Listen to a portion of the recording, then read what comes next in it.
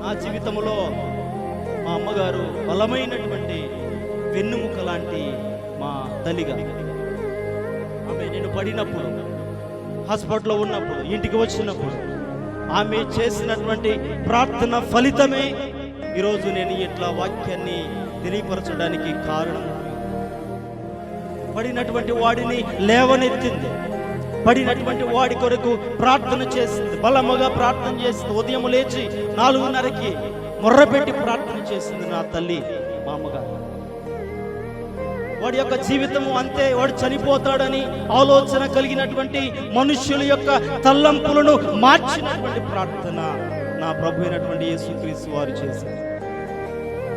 మనుషుల యొక్క ఆలోచన అంతా కూడా వేరే విధముగా ఉన్నది, దేవుని యొక్క ఉద్దేశము వేరుగా ఉన్నది. నేను కూడా విశ్వాసంతో ప్రార్థన చేశాను, కన్నీటితో ప్రార్థన చేశాను, బలముగా దేవుని నమ్ముకొని ప్రార్థన చేశాను. నన్ను నడిపించినటువంటి దేవుడు, నన్ను నడిపించినటువంటి యేసయ్య, పట్టుకున్నటువంటి యేసయ్య, ఆపరేషన్ థియేటర్లో దేవుడు నా పక్కన ఉండి ఆపరేషన్ చేయించినట్లుగా నేను నా యొక్క తలంపులు వస్తూ ఉన్నాయి. దేవుడు నా పక్కనే ఉండి డాక్టర్ గారు తెలియపరుస్తున్నాడు, ఇలా చేయండి, ఇలా చేయండి.